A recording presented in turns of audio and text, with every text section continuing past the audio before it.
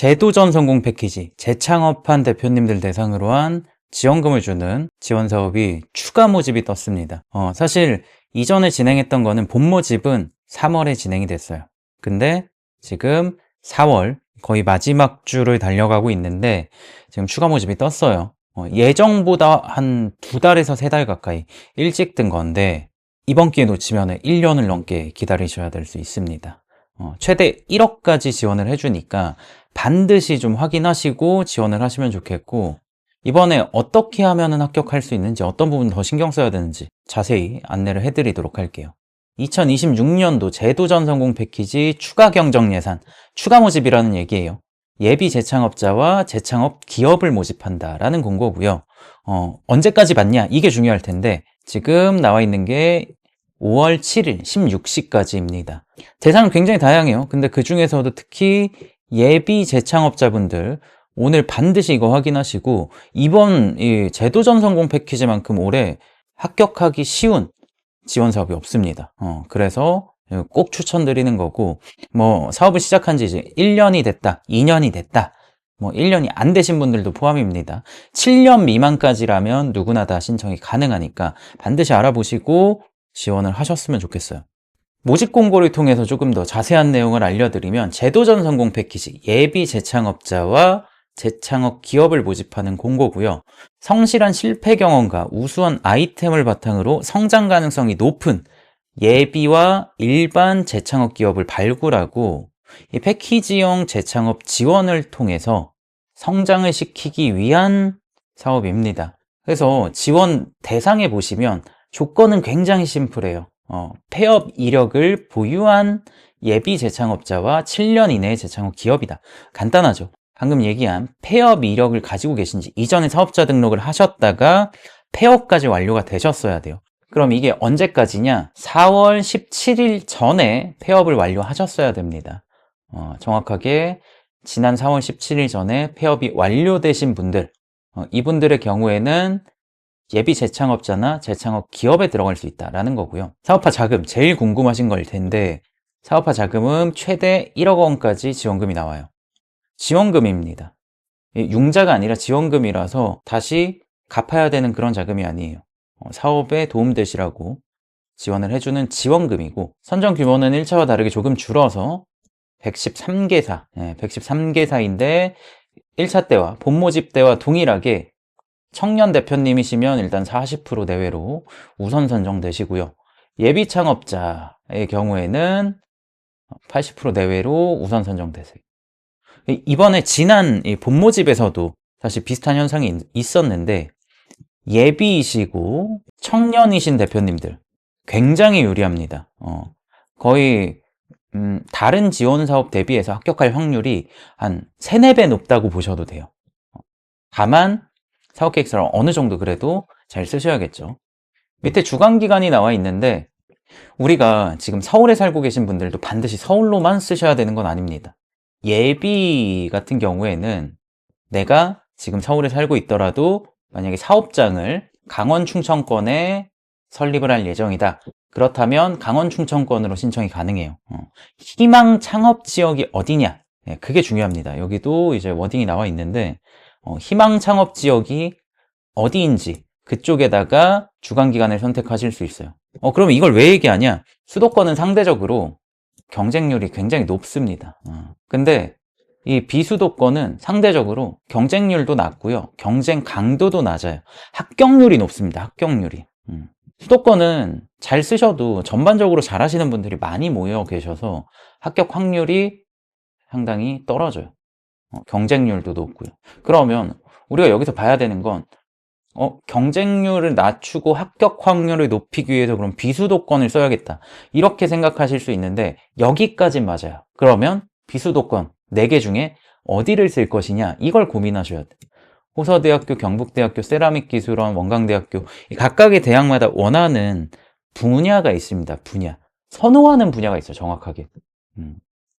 이것들을 대표님 사업 아이템이랑 잘 맞춰가지고 선택을 하시면, 상대적으로 수도권에 쓰시는 것보다 수도권에서는 서류에서도 떨어지실 수 있는 수준이지만 비수도권에서는 발표까지 무난하게 넘어갈 수 있다, 뭐 이런 얘기들을 좀 드리고 싶고, 단 이렇게 했을 때 선정되신 이후에 지원금 받고 사업하시면서 사업자 등록을 반드시 선정된 권역으로 재창업을 하셔야 된다. 사업자 등록을 하셔야 된다라는 거. 이 부분은 명확하게 알고 계시면 좋을 것 같아요. 그리고 대표님들 중에 사업비를 이 지원금을 받았을 때 어디에 쓸 수 있냐? 워낙 질문이 많으셔서 제가 한 번에 좀 설명을 해드리면, 우리가 어떤 사업 아이템을 개발하겠다라고 했을 때 재료비가 있을 수 있겠죠. 이 재료비 명목으로는 얼마든 사용이 가능합니다. 그리고 이것들을 만들기 위해서 재료가 아니라 우린 서비스라 홈페이지나 프로그램을 만들어야 된다. 외주 용역으로 맡기겠다. 가능해요. 예, 당연히 가능하죠. 사업 아이템을 개발하겠다라는 걸로는 웬만하면 가능합니다. 그리고 우리가 이것들을 개발하기 위해서 내부 인력들에게 맥북이라든지 다른 컴퓨터라든지 전자장비들을 구매해야 된다.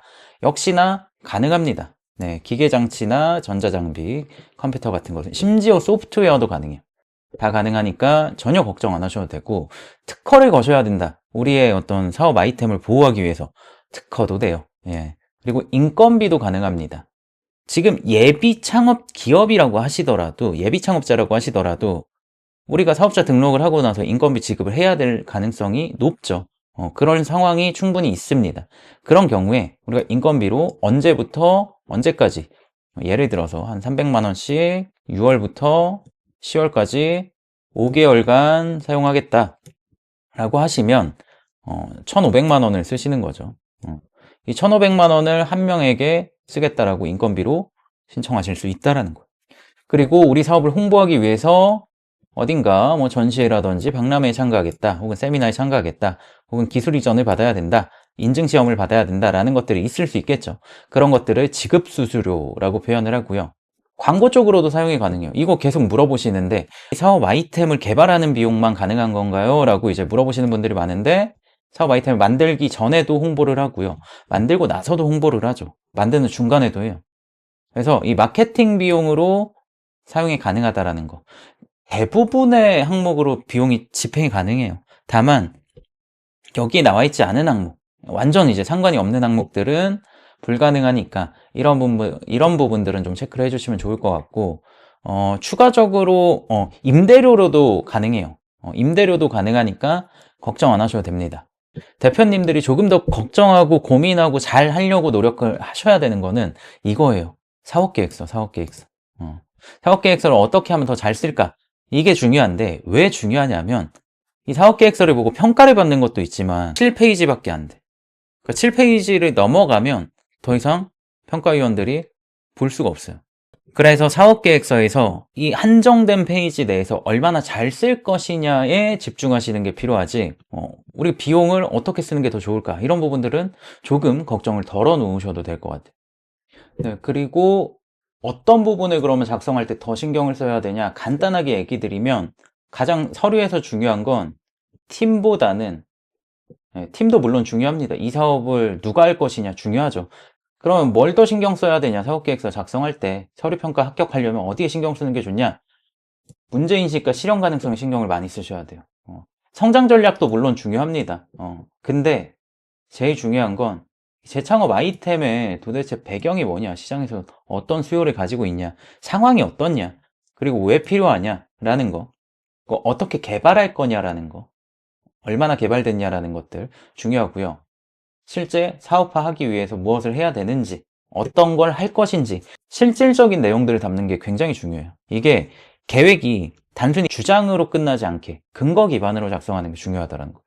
자, 제도전 성공 패키지 추가 모집. 추가 모집인데 아주 중요한 기회입니다. 왜냐하면 지금 놓치면 하반기 안 나와요.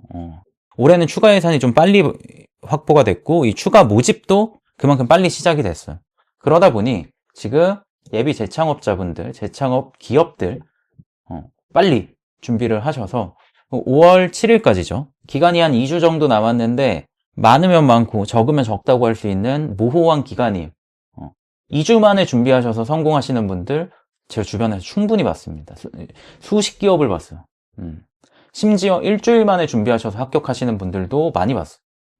단 아까 얘기 드린 어느 지역으로, 어느 기관으로 선택을 할 것인지, 그리고 창업 아이템을 어떻게 표현할 것인지에 따라서 합격 가능성이 충분히 갈릴 수 있고, 다른 패키지 지원 사업들 비교해서 1억 정도 지원해주는 패키지 지원 사업들, 지원금들 비교해서 제도전 성공 패키지가 제일 쉬워요. 합격할 확률이 가장 높습니다.